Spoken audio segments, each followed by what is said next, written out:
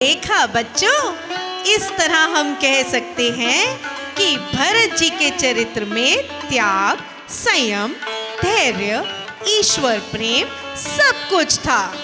भरत जी तो चरित्र का दूसरा उदाहरण है।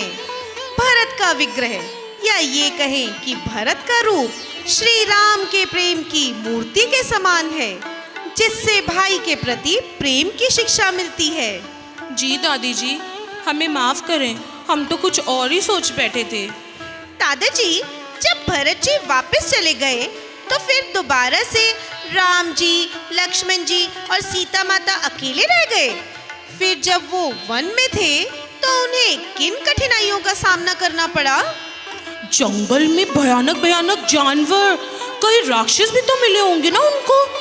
सीता माता को कितना डर लगता होगा ना। दादी, हमें सीता माता जी के बारे में कुछ तो बताइए ना। हाँ, एक रानी होते हुए भी वे जंगल में इतने साल कैसे रही? बेटा, सीता जी की पवित्रता तो नारी का प्रतीक है। संस्कारी माता के रूप में लवकुश जैसे संस्कारी पुत्रों को जगत के सामने रखा। त्याग परिमूर्ति की आज्ञा मानकर अग्नि में प्रवेश किया और अपनी सुचिता का प्रमाण भी दिया। पता है, वनवास को भेजने वाली माता कैकेयी के प्रति भी किसी प्रकार का द्वेष ना रख के आदर्श नारी का परिचय दिया। इसलिए जब कभी भारतीय नारी के आदर्श चरित्र की बात हुई, तब सीता माता का नाम सर्वप्रथम लिया जाता है। दादी जी, मुझे एक चीज जानने की बड़ी इच्छा हो रही है कि जब रावण ने सीता जी का हरण कर लिया था तो सीता जी ने कैसे उस समय का सामना किया होगा? बेटा, दुष्ट रावण सीता माता को डराता धमकाता था और उनके समीप जाने की कोशिश करता था, लेकिन सीता माता ने केवल एक तिनके के सहारे रावण को अपने आसपास भटकने भी नहीं दिया। कैसे? बताती हूँ।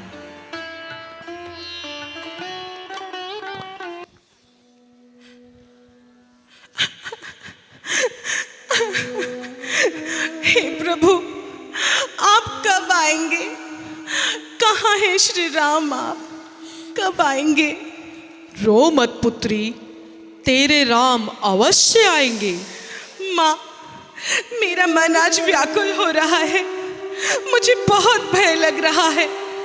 हे पुत्री, तू चिंता ना कर। मैं राक्षस कुल की हूं तो क्या हुआ?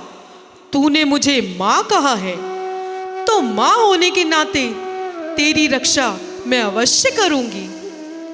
तभी वहां रावण का आगमन होता है।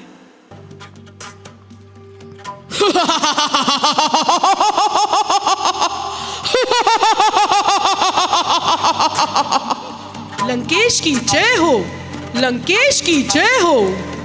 त्रिजटा, क्या सीता ने मेरा कहा माना? हे लंकेश्वर, आज वे बहुत व्याकुल है। आज उससे बात करना उचित नहीं है।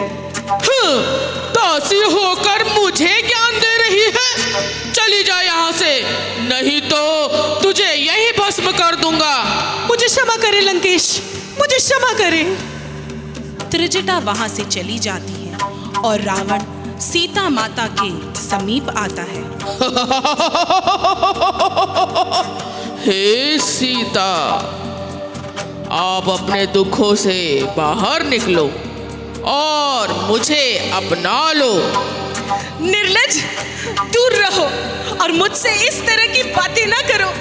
मेरे प्रभु राम अवश्य आएंगे। जब भी मैं तुम्हारे समीप जाता हूँ तुम इस तिनके को उठा लेती हो और मेरी तरफ देखती भी नहीं। अरे दुष्ट, अगर मैंने तुझ पर दृष्टि डाली तो तू यही भस्म हो जाएगा। शायद तुम भूल रही हो, मैं अमर हूँ। स्वयं मेरे प्रभु महादेव ने मुझे यह वर दिया है। और शायद तू मेरे विषय में नहीं जानता रावण, मैं अपनी मर्यादा में हूँ। मेरे प्रभु के हाथों ही तेरा विनाश निश्चित है। अरे वो राम नहीं आने वाला।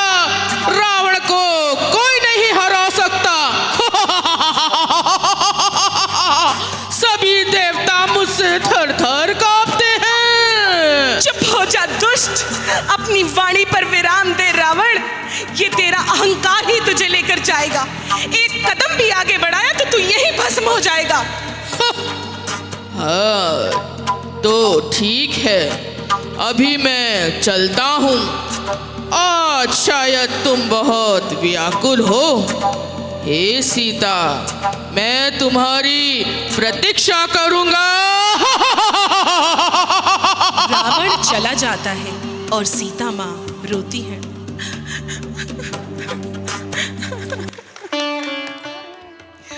वाह, सीता माता ने तो कमाल कर दिया। सीता माता की जय। दादाजी, जंगल में तो यानी वन में, देखा मेरी हिंदी कितनी अच्छी हो गई है। Very good Trinay. दादाजी, जब राम जी हनुमान जी से मिले तो मैंने सुना है हनुमान जी ने राम जी की बहुत हेल्प की थी। कैसे की थी?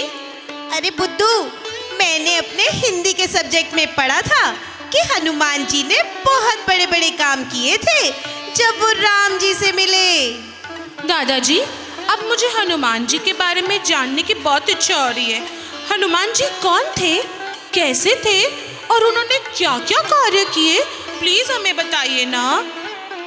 पवन पुत्र हनुमान अपने कई गुणों से प्रभु श्री राम को अत्यंत प्रिय थे। उनके गुण हमारे जीवन में भी बड़ा बदलाव लाने की शक्ति रखते हैं। बेटा, हनुमान जी के बारे में अगर मैं बताने लगूंगा तो पूरी रात भी निकल जाएगी, पर फिर भी मैं तुम्हें कुछ उनके बारे में बताने की कोशिश करता हूँ। चलो, अब इससे आगे की कहानी तुम्हारी दादी सुनाएंगी। सबसे पहले तो उन्होंने जब वो राम जी से मिले तो सीता माता की खोज करने में उनकी मदद की और पहले वे स्वयं लंका गए। रावण के अहंकार के साथ साथ उन्होंने रावण की लंका को भी जला दिया। वहाँ वो सीता माँ से मिले, श्री राम का संदेश उन्हें दिया और फिर राम रावण युद्ध शुरू हुआ। लेकिन पूरी वानर सेना के लिए एक साथ समुद्र को पार करना बहुत मुश्किल हो रहा था। फिर क्या हुआ दादाजी? सब लोग समुद्र पर कैसे गए? अरे, जहाँ हनुमान जी हो तो वहाँ फिक्र की क्या बात है।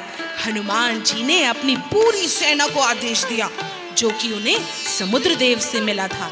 समुद्र देव से वरदान?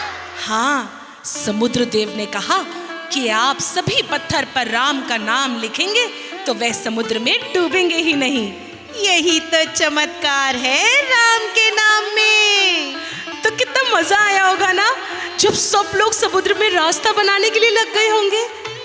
हाँ बेटा, और हनुमान जी की सेना, या ये कहें श्री राम जी की सेना ने समुद्र में पुल बनाना आरंभ किया, जिसके लिए श्री राम ने समुद्र देव से प्रार्थना की।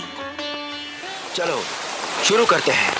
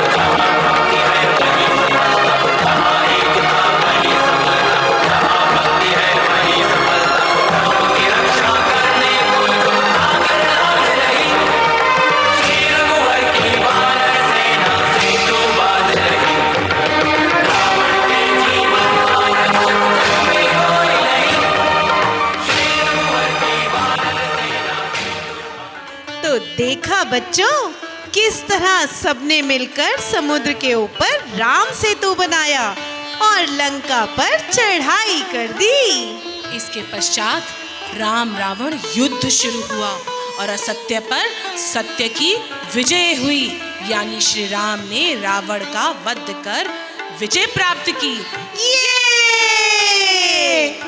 दादाजी, जब राम रावण युद्ध खत्म हो गया तो क्या सब अपने अपने घर वापस चले गए? यानी हनुमान जी, विभीषण जी, सुग्रीव जी, राम जी, सब लोग? हाँ बेटा, युद्ध के पश्चात श्री राम, सीता माता व लक्ष्मण जी अयोध्या वापस आ गए। लंका में उन्होंने विभीषण का राज्याभिषेक किया और विभीषण को लंका का राजा घोषित किया। किष्किंधा में सुग्रीव जी ने अपना राज्य संभाला और सब अयोध्या वापस आ गए। लेकिन सब में हनुमान जी कहाँ गए? हनुमान जी भी श्री राम के साथ अयोध्या आ गए थे। दादाजी, अब मेरे मन में एक प्रश्न उठ रहा है। क्या बेटा, बोलो। मैं जानना चाहता हूँ कि हनुमान जी का रंग ऑरेंज क्यों है? यह तो तुम्हारी दादी ही बताएंगी। बेटा, हनुमान जी का ये जो ऑरेंज कलर है ना, इसके पीछे भी एक बहुत ही सुंदर कहानी है। तो बताइए ना प्लीज। दादी, अब उनके कलर के बारे में बता रहे हैं तो साथ साथ ये भी बताइए कि कैसे हनुमान जी श्री राम जी के सबसे प्रिय भक्त थे। तो ठीक है, मैं तुम्हें अब हनुमान जी के बारे में वे दो बातें बताता हूँ। पहला कि हनुमान जी का रंग ऑरेंज कैसे हुआ, और दूसरा हनुमान जी ने अपने आप को श्री राम का सच्चा भक्त होने का प्रमाण कैसे दिया। बेटा, जब श्री राम अयोध्या लौटे तो पूरी अयोध्या खुशी से झूम उठी, क्योंकि अब उनके प्रिय राजा राम के राज तिलक का समय था। तो प्रभु राम ने अपने राज्याभिषेक में सभी को निमंत्रण दिया, जिसमें सुग्रीव जी, विभीषण जी और अन्य सभी लोग उपस्थित थे। तो एक दिन हनुमान जी अपने कुछ प्रश्न लिए सीता माँ के पास जाते हैं। एक दिन उर्मिला, श्रुतकृति, मांडवी तीनों रानियां सीता जी के कक्ष में जाती हैं। दीदी, हम तो तैयार हो गए, आप अभी तक तैयार नहीं हुए? बस उर्मी, हो ही गई हूँ। दीदी, आप कुछ परेशान लग रही हैं, किस खोज में हैं? अरे मांडवी, मैं अपना सिंदूर ढूंढ रही हूँ, न जाने किधर गिर गया है, मिल ही नहीं रहा। दीदी, आप परेशान ना हो, मैं आपकी मदद करती हूँ। सभी सिंदूर की डिब्बी खोजने में लग जाती हैं। तभी वहाँ हनुमान जी का प्रवेश होता है और वह बाहर से ही सीता माँ को पुकारते हैं। सीता माता की जय हो, सीता माता की जय हो। हनुमान जी प्रणाम, क्या बात है? दीदी अभी तैयार हो रही है। माता, मुझे सीता माँ से कुछ आवश्यक बात करनी है। तभी सीता माँ आती हैं। हनुमान पुत्र, अंदर आओ। क्या बात है, क्यों परेशान हो? माता, मुझे तो आप परेशान लग रही हैं। नहीं नहीं, अब तो मेरे सिंदूर की डिब्बी मिल गई, अब कोई परेशानी नहीं। हनुमान जी हैरानी से सीता माँ की ओर देखते हैं कि उन्होंने सिंदूर की डिब्बी से अपनी मांग में जो सिंदूर भरा है वह संतरी रंग का था, जिसको लगाकर सीता माँ अति प्रसन्न थी। तो हनुमान जी ने उनकी प्रसन्नता का कारण पूछा। माता, आप ये सिंदूर लगाकर इतनी प्रसन्न हैं, क्या मैं इसका कारण जान सकता हूँ? आपने इसे क्यों लगाया? पुत्र, यह सिंदूर किसी भी सुहागन की निशानी होती है। मैं इसे तुम्हारे प्रभु की दीर्घायु और अच्छे स्वास्थ्य की कामना के लिए लगाती हूँ। यह सुनकर हनुमान जी अचरज में पड़ गए और उन्होंने सोचा कि अगर चुटकी भर सिंदूर से प्रभु राम की आयु और उनके स्वास्थ्य की मंगल कामना हो सकती है, तो अगर मैं अपने शरीर में यह रंग लगा लूं, तो प्रभु तो मुझसे दूर कभी नहीं जाएंगे। उनकी आयु बहुत लंबी होगी और उनका स्वास्थ्य भी हमेशा ठीक रहेगा। और यही सब सोचकर हनुमान जी सीता जी के कक्ष से बाहर आते हैं। अच्छा माता, मैं चलता हूँ। कल्याण हो।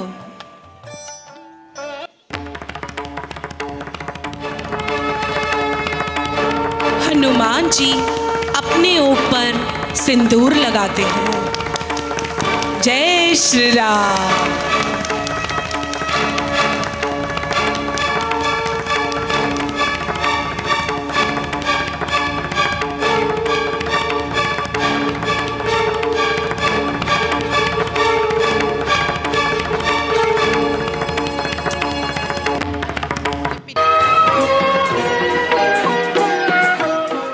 सभी गुरु, सभी माताएं, विभीषण जी, सुग्रीव जी, बहुत से अयोध्यावासी और नगर नगर के राजा श्री राम के राज तिलक में सम्मिलित होने के लिए एकत्रित हुए।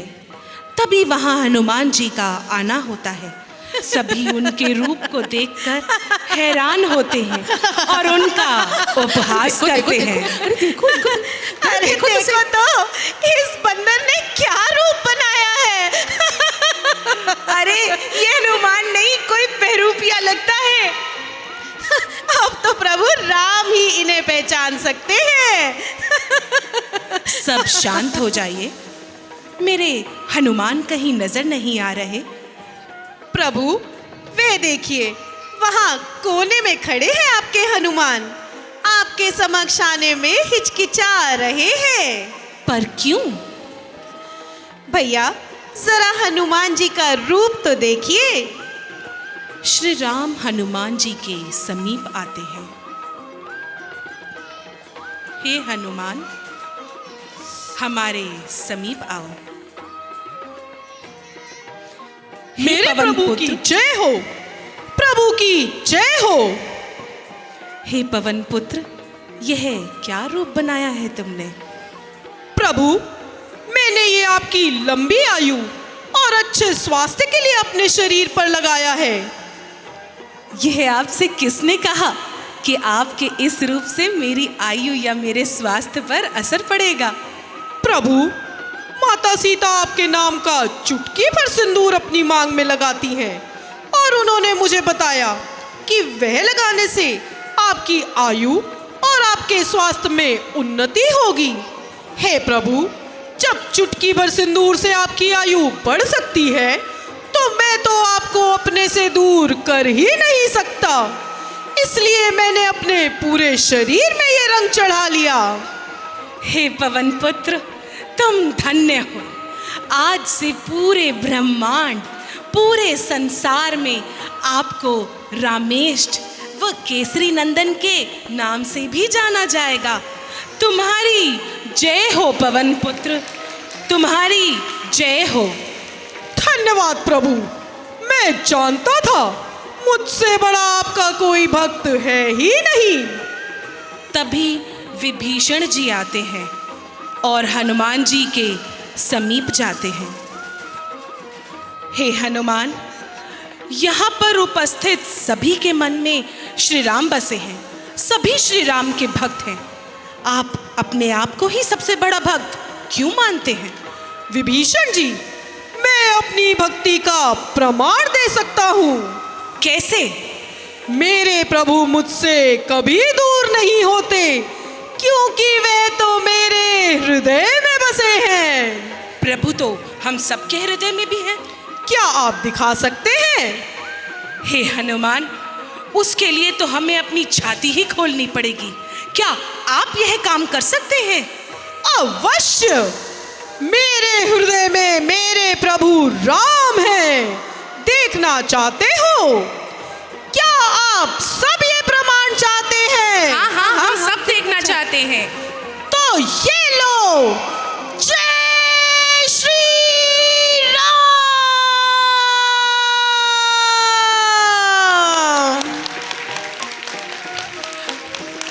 सियावर रामचंद्र की जय। पवन पुत्र हनुमान की जय।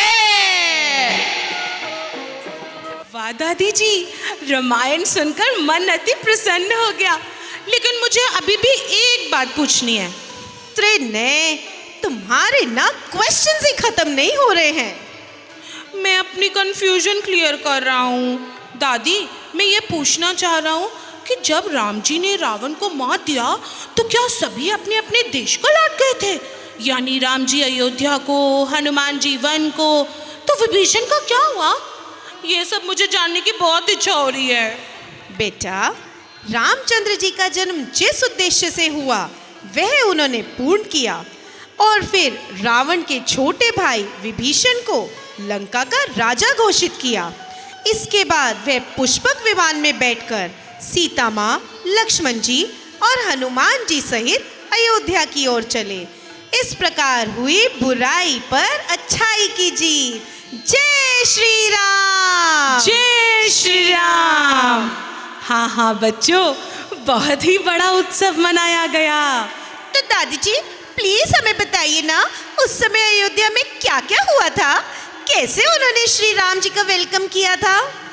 बच्चों, बहुत ही बड़ा उत्सव मनाया गया। दिवाली मनाई गई, दिवाली। जैसे 22 जनवरी को अयोध्या में सबने मिलकर दिवाली मनाई थी ना, राम जी का स्वागत किया था। दादाजी, मैं बताऊं, मैंने सब कुछ टीवी में देखा था। हमारे देश के प्रधानमंत्री श्री नरेंद्र मोदी जी ने वहां पर हमारे रामलला की प्राण प्रतिष्ठा की थी। हाँ बेटा, अब अयोध्या पूरी तरह से राममयी हो गई है। चारों तरफ रोशनी की गई, दिवाली मनाई गई और सब राम जी के अयोध्या आने पर नाच के, गा के, दिए जला करके दीपोत्सव मना रहे थे और चारों तरफ खुशी का वातावरण छा गया। दादाजी, मेरा तो अयोध्या जाने का बहुत मन हो रहा है। आराध्या, मैं तो इस बार सिर्फ समर वेकेशन में अयोध्या ही जाऊंगा।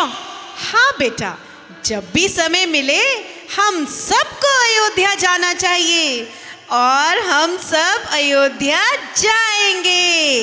जय श्री राम। जय श्री राम।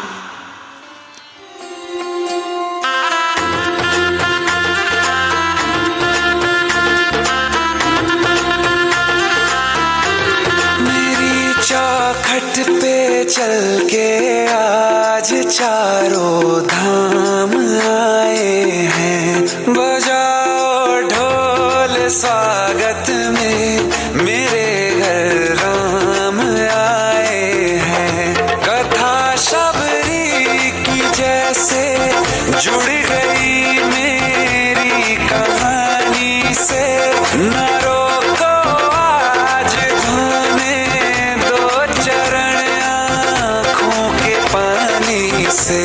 बहुत खुश हैं मेरे आंसू के प्रभु के काम आए हैं। बजाओ ढोल स्वागत में, मेरे घर राम आए हैं।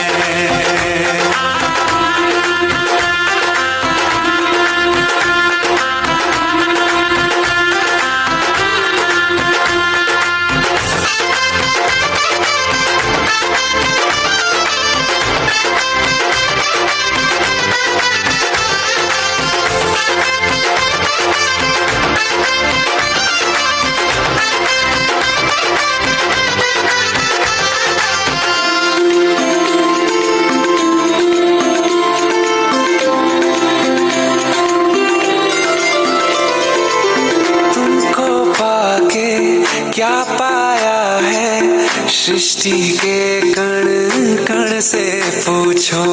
तुमको खोने का दुख क्या है कौशल्या के मन से पूछो। द्वार मेरे ये अभागे आज इनके भाग जागे। बड़ी लंबी इंतजारी हुई रघुवत तुम्हारी, तब आई है सवारी। संदेश से आज खुशियों के हमारे नाम आए हैं। बजाओ ढोल स्वागत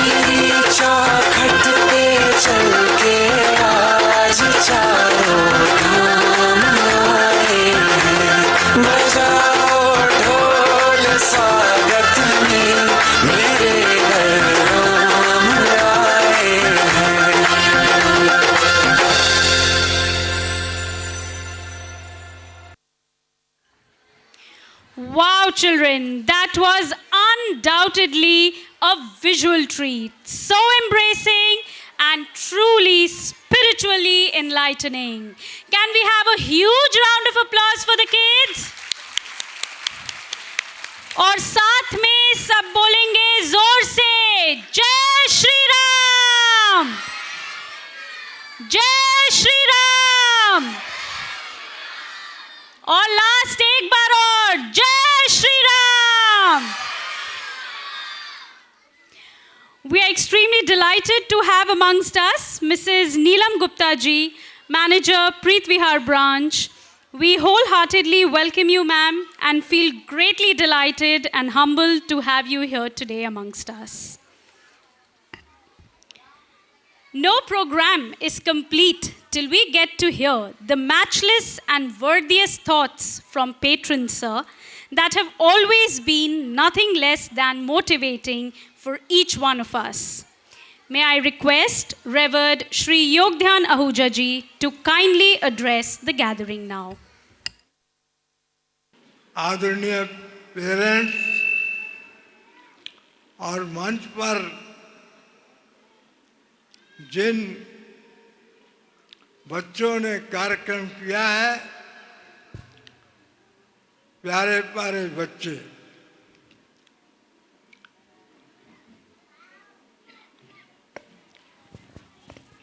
आज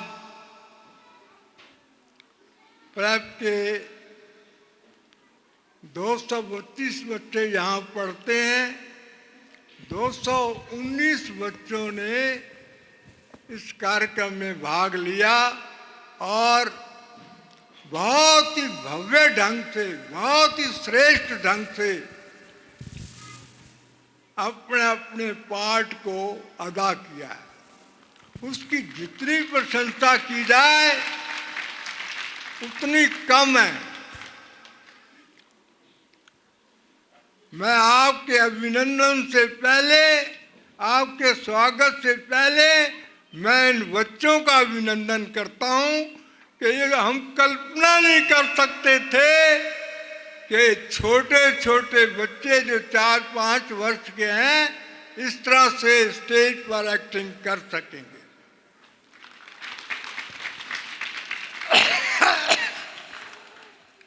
इसका क्रेडिट आप सबको जाता है और हमारे स्टाफ को भी जाता है कि जिन्होंने बच्चों के इतनी दीक्षा दी है कि वो मंच पर खड़े होकर एक्टिंग कर सकें। क्या 4-5 वर्षों के बच्चे इस तरह के डायलॉग बोल सकते हैं? क्या आपने कल्पना की होगी कि हमारे बच्चे आज ऐसा एक्टिंग करेंगे? किसी ने की थी? बताइए। मैं तो कल्पना नहीं कर सकता था कि इतना भव्य कार्यक्रम आज होगा, इतना most outstanding. It is an outstanding function. और आप जिन बच्चों ने यहाँ आज एक्टिंग की है, जैसे आपने देखा है कि माता, दादा, दादी कितनी अच्छी एक्टिंग कर रही थी और भरत ने कितनी श्रेष्ठ एक्टिंग की है, क्या डायलॉग बोले हैं। और आप कल्पना कर सकते हैं कि हमारी टीचर्स ने ये कैसे डायलॉग लिखे और कैसे सारा सीन पेश किया है। और मंच सज्जा से जो पीछे बैकग्राउंड आ रही थी, मैं तो नहीं कल्पना कर सकता था। हम पिछले 46 वर्ष से ये स्कूल चला रहे हैं। इतना श्रेष्ठ, उत्तम और भव्य कार्यक्रम मैंने नहीं कभी देखा था।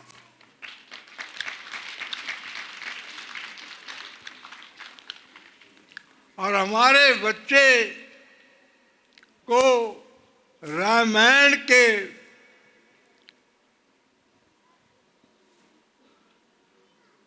डायलॉग, राम, भरत, शत्रुघ्न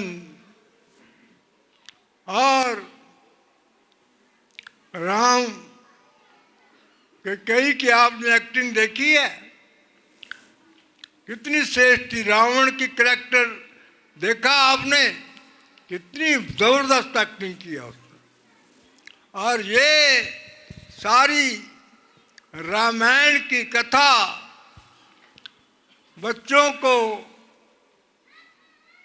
और बच्चों को ऐसे संस्कार दें कि वो राम जैसे महान बने, श्रेष्ठ बने, उत्तम बने। भगवान राम इस देश के मर्यादा पुरुषोत्तम थे। ऐसा आदर्श जिसको हम भगवान कहते हैं, जिनके चरणों में राष्ट्रपति, प्रधानमंत्री, सारे मंत्री वंदना करते हैं, पूजा करते हैं, अर्चना करते हैं। तो ऐसे मर्यादा पुरुषोत्तम के संस्कार और विचार हम बच्चों को दे रहे हैं ताकि बच्चे श्रेष्ठ बने। अगर राम बनने की कोशिश करेंगे तो कुछ ना कुछ तो बनेंगे श्रेष्ठ। हम बच्चों को पुराने हमारा देश का क्या इतिहास रहा है, भारत में कौन कौन सी महान विभूतियां हुई हैं, उनको अपने देश का ज्ञान कराने के लिए ये कार्यक्रम किया है हमने। हमारे बच्चों को अच्छे संस्कार, अच्छे विचार मिलेंगे तो कल का भारत भी श्रेष्ठ बनेगा और ये बच्चे भी श्रेष्ठ बनेंगे।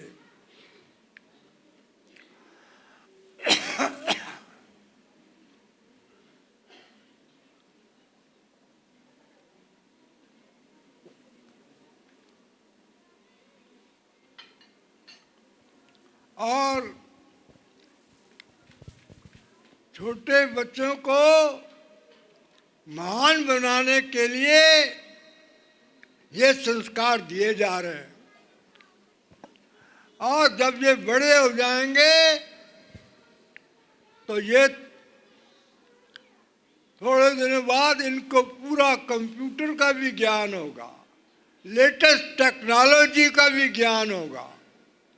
और हम अपने स्कूल के अंदर जो हमने लेबॉर्ट्रीज बनाई हैं, कंप्यूटर रूम बनाए हैं, आपको ऐसी लेबॉर्ट्रीज दिल्ली में और किसी स्कूल में नहीं मिलेगी।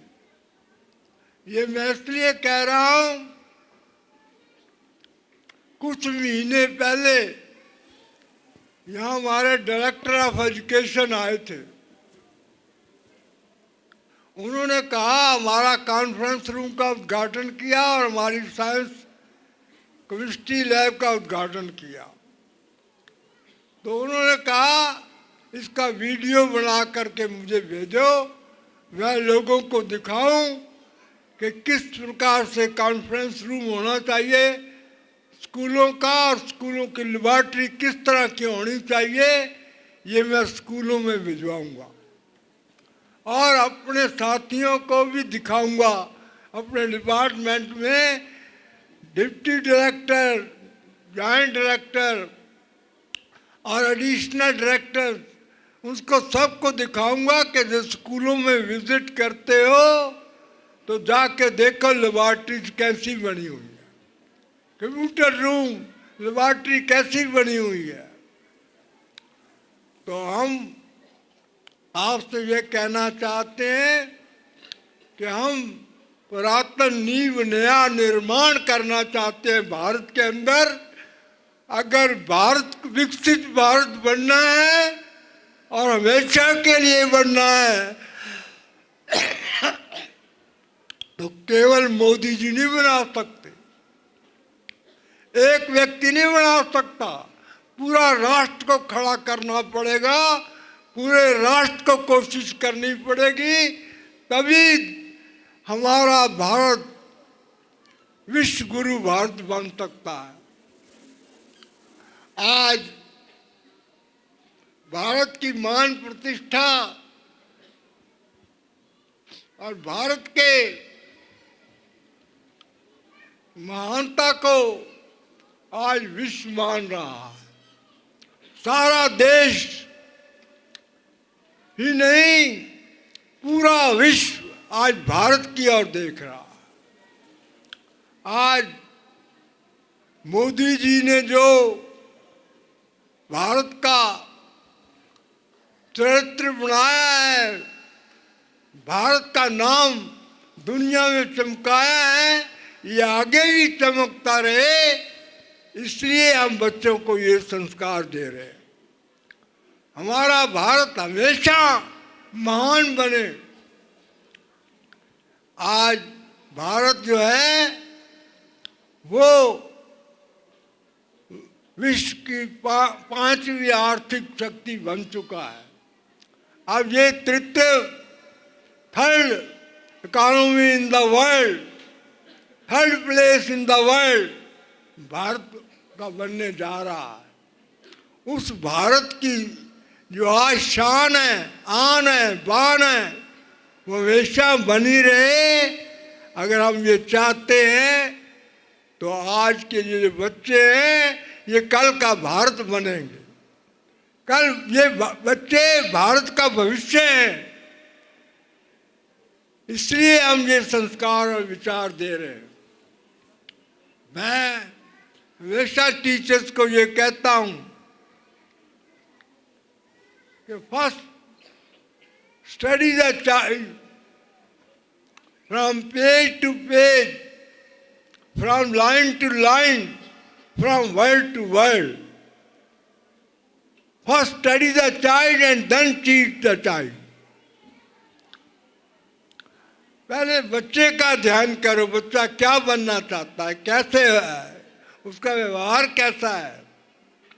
और पेरेंट टीचर से यहाँ मीटिंग होती है हर मास, तो बच्चों के पेरेंट्स से भी पूछा जाता है कि आप तो बच्चे का घर में व्यवहार कैसा होता है।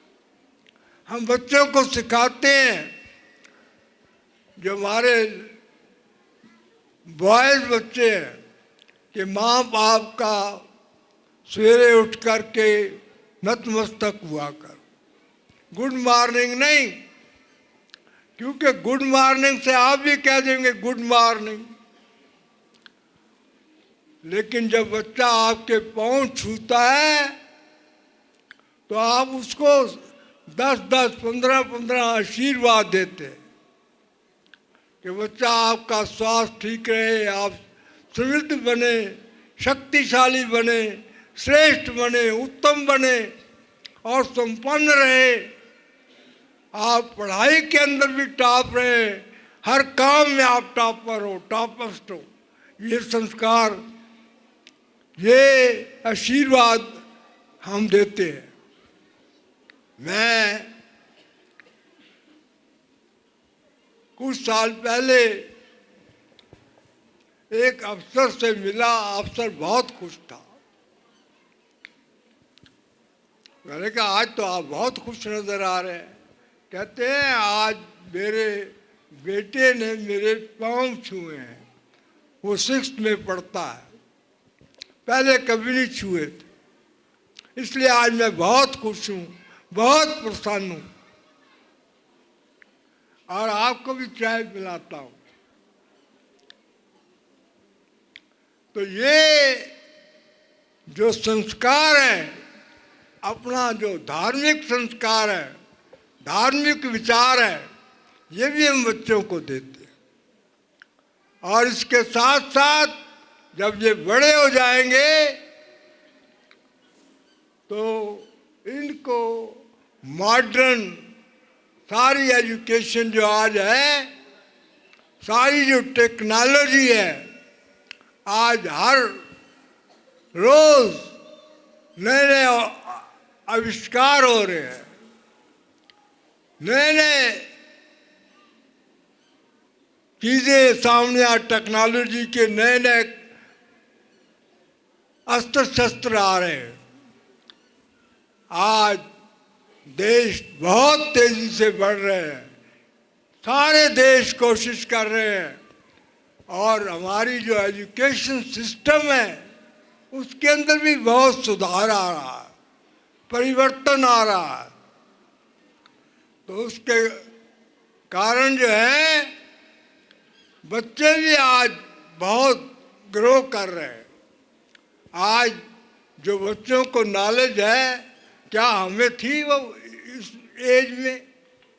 हम अपने से पूछें, क्या हम इतनी जानकारी रखते थे जो आज के बच्चे रखते हैं? जितना आज कंप्यूटर, लैपटॉप बच्चों को से ज्ञान होता है, क्या हमें उतना था इस एज में? अपने से हम प्रश्न करें। मुझे तो नहीं था जितना आज बच्चों को ज्ञान है। तो इसलिए मैं आप सबसे निवेदन करता हूं कि आप आज इतनी संख्या में आए हैं, इससे हमारा भी बड़ा उत्साह बनता है, हमें भी जोश मिलता है, हमें हमारी उमंगें और तरंगे हमारे मन में तरंगे लहराती हैं कि हमारे पेरेंट्स हमारे साथ हैं, और बच्चे का विकास, बच्चे की जो प्रॉस्पेरिटी है, प्रोग्रेस है, हम दोनों मिलकर कर सकते हैं। पेरेंट्स और टीचर्स मिलकर के बच्चे का विकास कर सकते हैं। तो इसलिए आप जो पेरेंट्स टीचर मीटिंग होती है उसमें समय निकाल करके, जैसे आज आपने अपना कीमती समय निकाला है, ऐसे भविष्य में भी आप निकालते रहेंगे, मैं ये विश्वास करता हूँ। और आशा करता हूँ, आशा ही नहीं बल्कि विश्वास करता हूँ कि हमारी टीचर इन बच्चों के विकास के लिए दिन रात एक करेंगी। जैसे आज हमारी टीचर्स ने ये मंच में कार्यक्रम किया है, इसी तरह हर कार्यक्रम हमारा श्रेष्ठ, उत्तम हो, बढ़िया हो। भविष्य में भी ऐसे कार्यक्रम हम करते रहे और आप सब स्कूल के प्रति आकर्षित हों। आज हम 12th के जो रिजल्ट हैं, जमुना पार में 2-3 स्कूल जो है उनमें हमारा स्कूल भी आता है।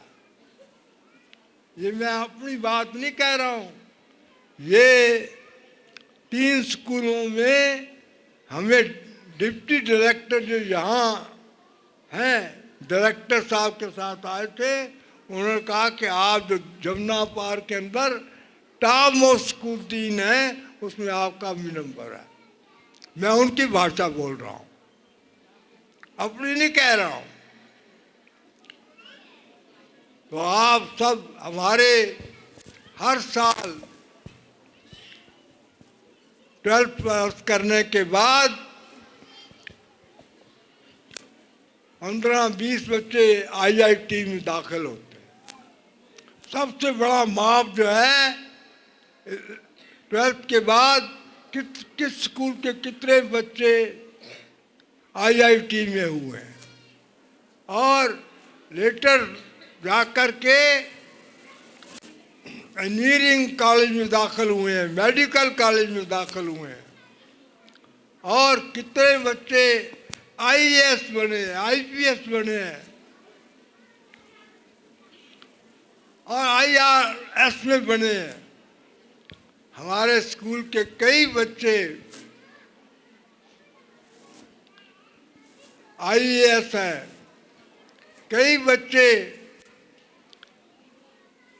हमारे आईआरएस में हैं, कई बच्चे हमारे टॉप मोस्ट इंजीनियर हैं, डॉक्टर हैं और हमारे यहाँ से ऐसे बच्चे भी हैं जो अब पेरेंट्स बन चुके हैं, उनके बच्चे भी यहीं पढ़ रहे हैं। यहाँ तक है कि हमारे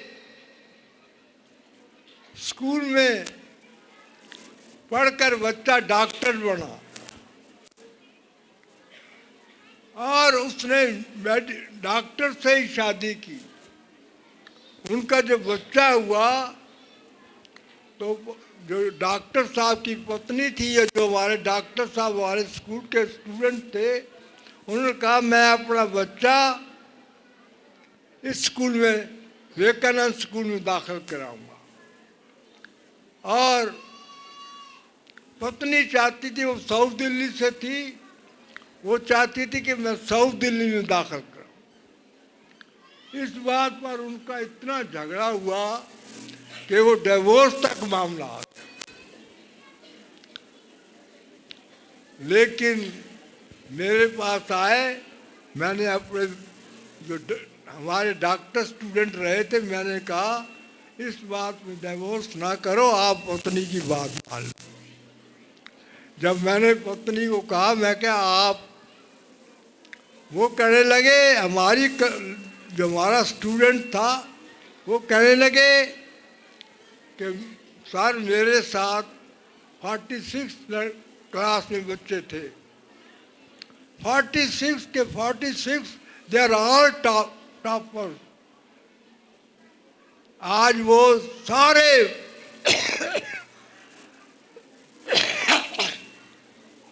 बहुत ही वेल प्लेस्ड है, तो मैं कैसे ना बच्चे को दाखिल यहाँ कराऊं। फिर आखिर में उनकी पुत्री मान गई डॉक्टर और वो यहाँ दाखिल हुए। तो इसलिए कई लोग यहाँ से पढ़ के पहले शुरू में हमारे स्कूल से 10th पास की तो दूसरे स्कूलों में चले जाते। अब दूसरे स्कूलों के जो टॉपर्स हैं गाजियाबाद तक, वो यहाँ आकर पढ़ने आते हैं। आज हमारे पास ऐसा एक सेक्शन है जिसमें 12th के अंदर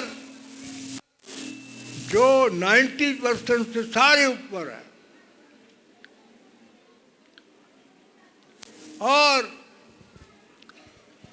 वो हमारे स्कूल का बच्चा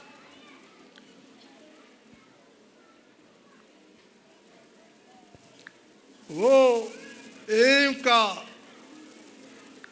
इंडिया के एम के बच्चों में से वो टॉपर्स था। जब वो दाखिल होने के लिए गया तो प्रोफेसर बाहर से उसकी वेट कर रहे थे कि कब आएगा। प्रिंसिपल, इनका प्रिंसिपल और प्रोफेसर उसकी वेट कर रहे थे कब आए, बाहर खड़े थे उसका स्वागत के लिए। और उनका जब हमने यहाँ स्वागत किया तो उसको हमने 51,000 रुपये का गिफ्ट दिया और वो कहने लगा मुझे तो 5 लाख का भी गिफ्ट मिल चुका है।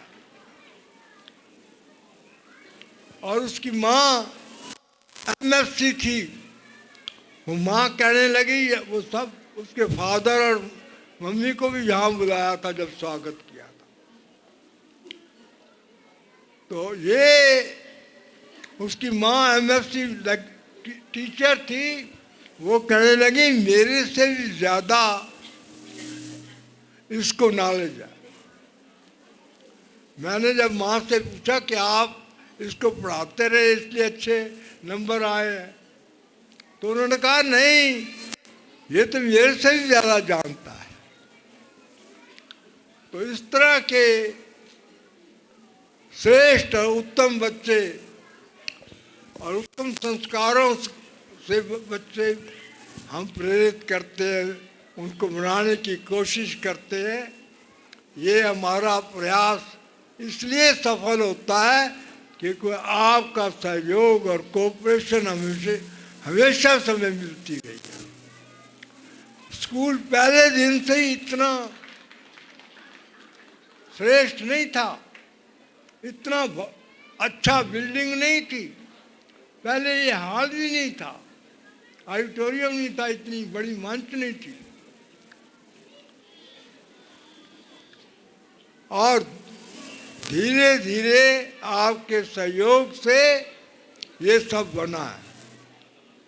इसमें हमने पैसा को बाहर से नहीं लाए, आप लोगों के सहयोग से मिला। और हम ये इतना भव्य आज रिसेप्शन से आपने देखा होगा कितनी शानदार रिसेप्शन है। तो ये सब आपका सहयोग मिलता रहा है और मैं आशा करता हूँ, क्योंकि आपके बच्चा प्रेम में पढ़ता है तो अब भी हमारा बहुत लंबा रास्ता हम इकट्ठे चलेंगे और ऐसी कोऑपरेशन हमें आपसे मिलती रहेगी। और मैं टीचर्स को भी ये कहना चाहता हूँ कि school is a child centre school. School का जो प्रगति का, विकास का नींव है या बढ़ोतरी है, वो बच्चों से ही होती है। बच्चे अगर ज़्यादा स्ट्रेंथ होगी तो टीचर्स भी हम ज़्यादा लगाएंगे, स्ट्रेंथ कम होगी तो हम टीचर्स कम लगाएंगे, स्टाफ कम होगा। बच्चों की स्ट्रेंथ बढ़ने से स्टाफ बढ़ता है और स्कूल की शान बढ़ती है। आज हमारे पास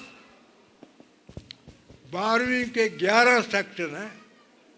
जमुना पार में किसी स्कूल में 12th के 12 सेक्शन नहीं होंगे। 11th के 12 सेक्शन 11th के 12 सेक्शन किसी स्कूल में नहीं है। केवल डीपीएस के पुर के अंदर 12th के 12 सेक्शन है और 11th के 12 सेक्शन है। जमुना पार में कहीं नहीं है। आप बेशक आते जाते किसी स्कूल का पता कर लो। तो ये जो है पेरेंट्स और टीचर के सहयोग से सब हो रहा है और ये कोऑपरेशन हमेशा आप लोगों की मिलती रहेगी और हम दिन रात उन्नति के पथ पर चलते रहेंगे। और हमारे स्कूल की जो ग्रेस है, आज जमुना पार के अंदर जो शान है वो आप लोगों के सहयोग से है और हमारे स्टाफ के सहयोग से है। तो this credit goes to all of you and all of the staff member.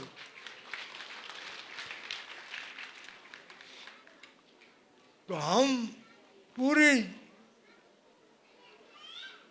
जान मार लगाएंगे और कोई कसर नहीं रहने देंगे बच्चों के विकास और उन्नति के। ये आगे इसी तरह से और तेजी से बढ़ेगा, ये मैं आपको विश्वास दिलाना चाहता हूँ।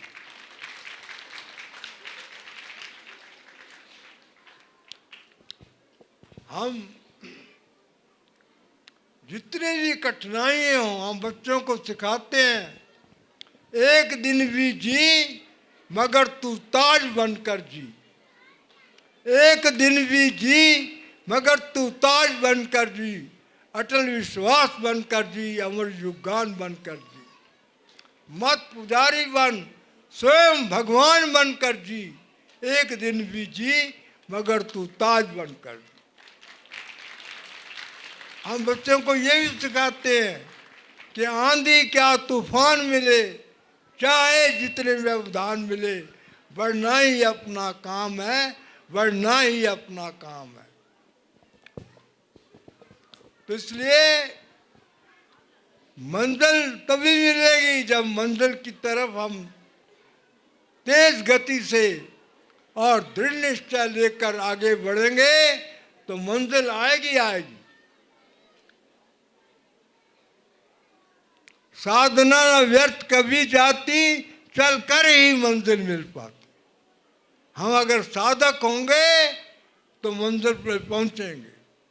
स्वामी विवेकानंद जी ने भी हमारी जगह कोटेशन लिखी हुई है, arise awake and stop not till the goal is achieved. जब तक मंजिल नहीं हम अपने लक्ष्य को प्राप्त नहीं कर लेंगे हम रुकेंगे ही नहीं, झुकेंगे ही नहीं। परिस्थितियों को, हालात को अपने मुताबिक झुकाएंगे, हम कठिनाइयों के आगे झुकेंगे नहीं, रुकेंगे नहीं, आगे बढ़ेंगे। ये संस्कार और ये विचार हम बच्चों को देते हैं। तो इसलिए मैं आप सबका आज दोबारा अभिनंदन करता हूँ, स्वागत करता हूँ और आशा करता हूँ कि इसी तरह से हमारा आप उत्साह बढ़ाते रहेंगे और हमारे कार्यक्रमों में आते रहेंगे। अंत में मैं बोलूँगा तो मेरे साथ बोलिएगा, जय सिया राम, जय सिया राम, जय सिया राम। ऐसा है जब हम बोलते हैं जय श्री राम तो उसमें हमारी बहनों का नाम नहीं आता, माताओं का नाम नहीं आता। तो राम के पीछे जो शक्ति थी वो सीता का भी थी, शक्ति थी। सीता की भी प्रेरणा थी, त्याग था, तपस्या थी, अग्नि परीक्षा दी थी। इसलिए दोनों का नाम ले, तो इसलिए मैंने सिया राम बोला है, श्री राम नहीं बोला। आप सबका मैं हृदय से आभार प्रकट करता हूँ और बच्चों को जिन्होंने यहाँ कार्यक्रम में हिस्सा लिया है उनके लिए 11,000 देता हूँ और आप बच्चों को इससे जलपान करा देना। जिस कारण आप ले लो।